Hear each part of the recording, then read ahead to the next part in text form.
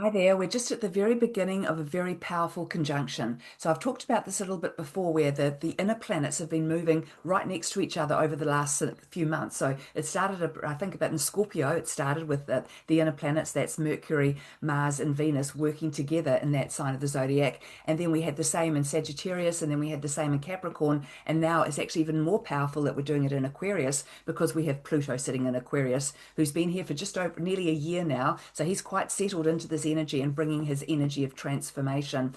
And so when these smaller planets move across Pluto or move into the same sort of orbit as Pluto and start conjuncting him, and it means that they start amplifying each other's energy. They all sort of hold hands with one another and work together, and they will bring out the strengths and the weaknesses of each of those planets. So first of all, we had Venus move into Aquarius on the 18th of January. So Venus is the planet of love and beauty and money. So when she sits in Aquarius, our values and what's important to us can change, and we can feel more confident and more aligned with the sides of ourselves that are a little bit alternative, a little bit quirky, a little bit different or outside the box. They start to feel a lot more comfortable and normal for us to be in that energy. And we might also find new ways for making money that, again, are slightly outside the box, not what we've done before. And the other thing is, Venus being the planet of money and community as well.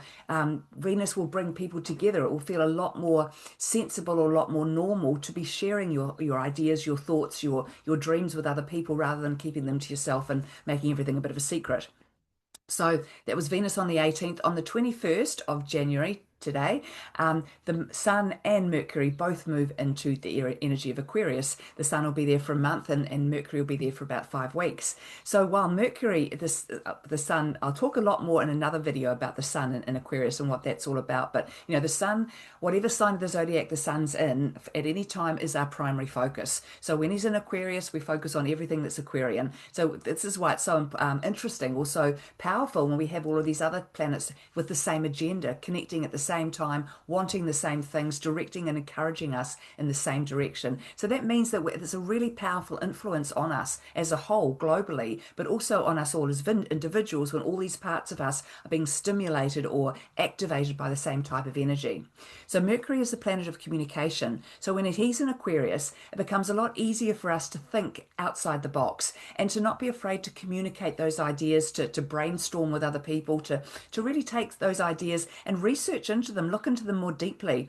And you might also feel, because it's Mercury involved, that you'd like to take action on those things as well. But I'm sort of feeling like there could be a good time to take a little bit of action, but not your big move. That needs to really wait, I feel, until the end of February, early March.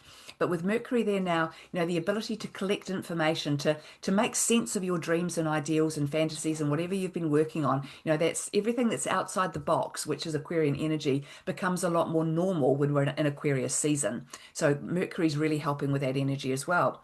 And then on the 24th of January, Mars will join Mercury, will join the rest of the planets there in Aquarius as well. So Mars is our planet of action and reaction and energy and motivation and passion. So when he's in Aquarius, we have a lot more courage to act on our thoughts and ideas, no matter how quirky or unusual or outside the box they might be.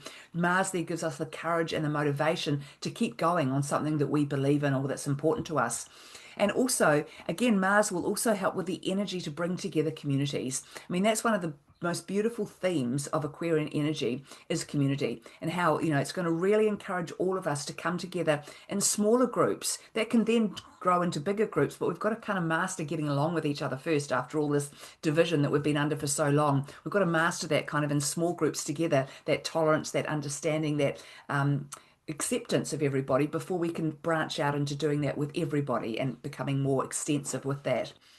So Pluto in Aquarius, of course, is the mighty transformation from the slave to the master, where we're all going to step out of any fear we have of not fitting in, of being different, of having different ways of doing things. And actually, that becomes our superpower moving forward.